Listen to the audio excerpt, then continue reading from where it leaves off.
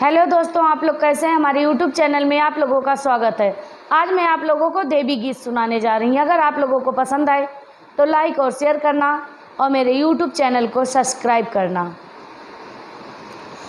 चमा चम चमके हो, चमा चम चमके, मैया तुहरा मंदिरवा चमा चम चमके,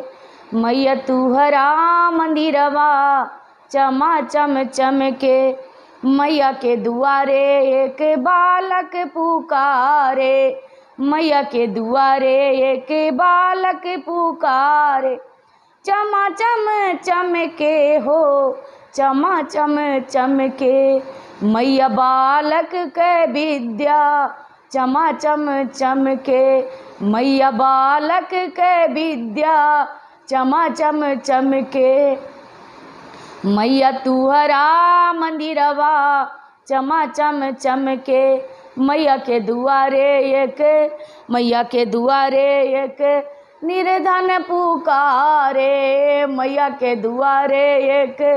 निर्धन पुकारे, चमा चम चमके हो, चमा चम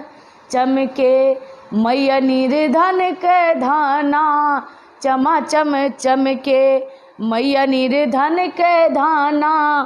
चमा चम चमके, मैया तुहरा मंदिरवा चमा चम चमके, मैया के दुआरे एक अंधा पुकारे, मैया के दुआरे एक अंधा पुकारे,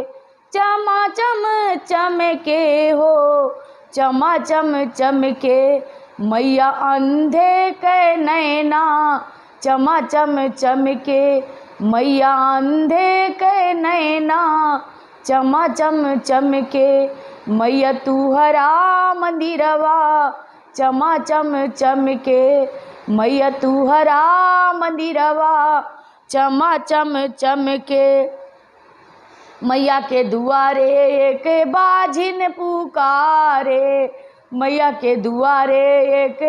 बाझिन पुकारे, चमा चम चमके हो, चमा चम चमके, मैया बाझिन के बालक चमा चम चमके, मैया बाझिन के बालक चमा चम चमके, मैया तुहरा मंदिरवा चमा चम चमके, मैया तुहरा मंदिरवा चमा चम चमके, मैया के दुआरे एक कोढ़ी पुकारे, मैया के दुआरे एक कोढ़ी पुकारे, चमा चम चमके हो, चमा चम चमके, मैया कोढ़िया के काया चमा चम चमके, मैया कोढ़िया के काया चमा चम चमके, मैया तुहरा मंदिरवा